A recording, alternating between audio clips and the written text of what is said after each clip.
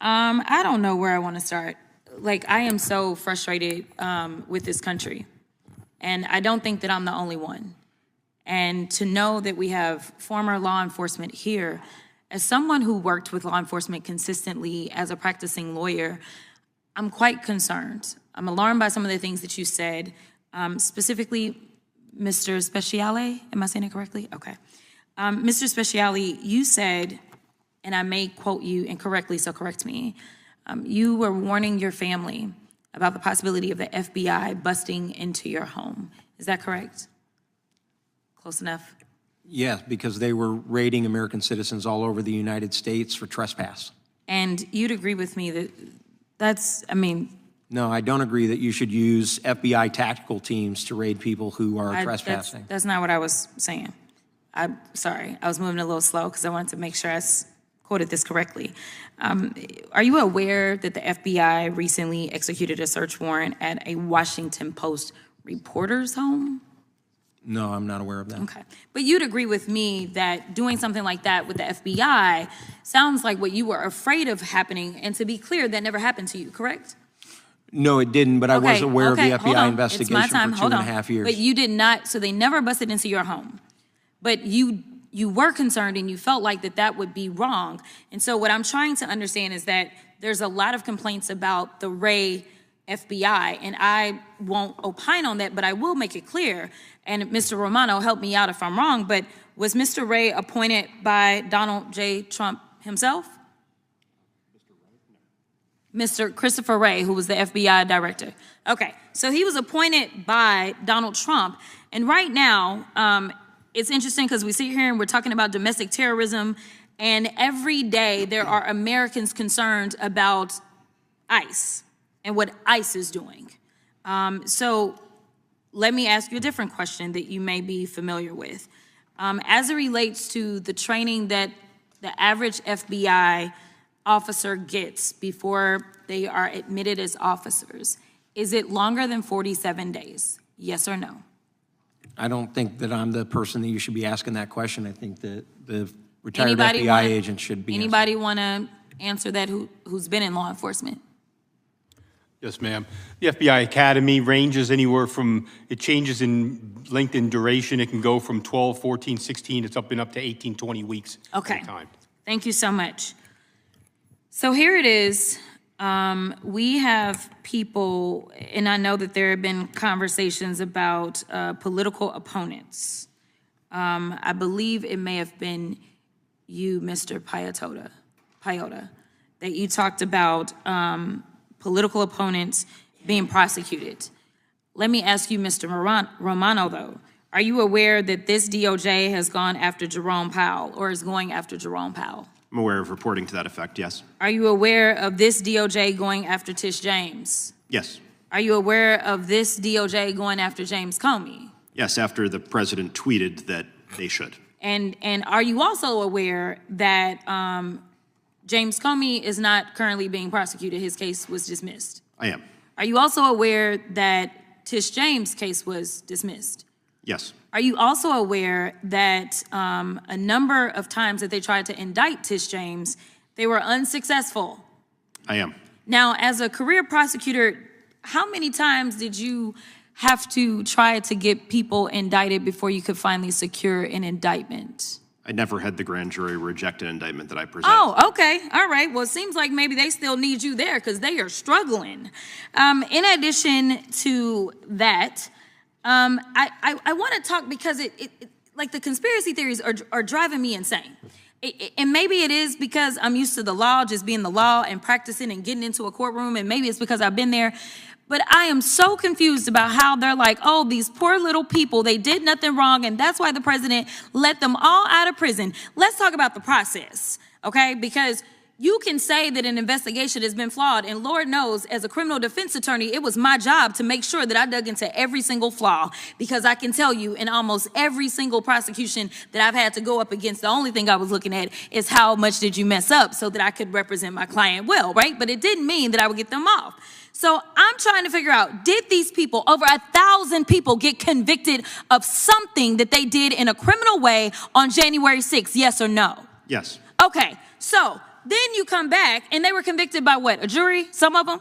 Mostly juries, some judges. And some people actually did what we call a plea bargain, correct? Correct. Meaning that they walked in and they said, I am guilty, correct? Yes. Okay, so the final point that I'll make, because I know I'm running out of time, is there was some stuff about white supremacists and the concerns about people being alleged to be white supremacists. Some of the people that got convicted were neo-Nazis. Have they been clarified as white supremacists or not? Yes. Some of the people were Proud Boys. Have they been declared as white supremacists or not? I believe so. Okay, and then the Confederate flag, has that sometimes been associated with white supremacist groups? I would certainly say it was during the Civil War and since. Okay, and then there's this sign, I'm not gonna do it, but it looks like the okay sign with the hand gesture. Has that been associated with white supremacy? Yes. Okay, and as one of the prosecutors that prosecuted some of these cases, did you not have defendants that you felt like may have been white supremacists based on the investigations? Yes, in some cases we had evidence explicitly of it. Thank you so much. I'll yield. In a television studio, I mean, you can say almost anything, right? Oh, absolutely. The facts are often just whatever gets the most views. Right. But step into a courtroom under oath and, well, the rules of gravity suddenly apply. So today, we are jumping straight into a transcript of Representative Jasmine Crockett. She's questioning witnesses about January 6th, the FBI, and, the justice system as a whole. Yeah, it's a really intense exchange. It really is. And the mission for you, the listener, is to see exactly how these rigid courtroom facts collide with sweeping political narratives. And look, before we get into it, we know this transcript is a massive political lightning rod. Oh, for sure. So to be totally clear with you, our goal today is not to take a side. We aren't endorsing any left-wing or right-wing viewpoints here. We are strictly and impartially reporting the claims contained in the source material. Exactly. Just to help you understand the core arguments and how this debate plays out under oath. So let's jump into this really striking moment from the transcript. Yeah. There's this witness testifying about his, deep fear of the FBI. Yeah, he literally warned his family that tactical teams might raid their home. Right. And the crime he was worried about? Trespassing? I mean, that sounds like expecting a SWAT team because you got a jaywalking ticket. It really does. It Yeah. reveals this deep-seated fear of government overreach. The narrative being presented by the witness is basically that the FBI has become a highly partisan weapon. But then Crockett immediately stress tests that theory. She asks a super simple question about the person running the agency. She asks, who appointed FBI Director Christopher Wray? Donald Trump. Right. But wait, if the guy at the top was put there by a Republican president, how does the argument that the FBI is a purely left-wing weapon even survive? What's the counterweight to that fact? Well, that is the exact paradox she's highlighting. Using their own guys against them. Exactly. It's a classic debate tactic, using the opposition's own appointments to dismantle those claims of systemic bias. And then she pivots to the broader Department of Justice. To show what, actual political targeting looks like when it fails. Yes. She brings up instances where the DOJ allegedly tried to go after figures like Jerome Powell, Tish James, and James Comey, but they couldn't even secure indictments. I'm stuck on that detail, honestly. Failing to get an indictment is actually incredibly rare, isn't it? Oh, it's incredibly rare. Yeah, there's that old legal joke, right? That a prosecutor could get a grand jury to indict a ham sandwich. Right, because that bar is just so low. Grand juries only hear the prosecutor's side of the story.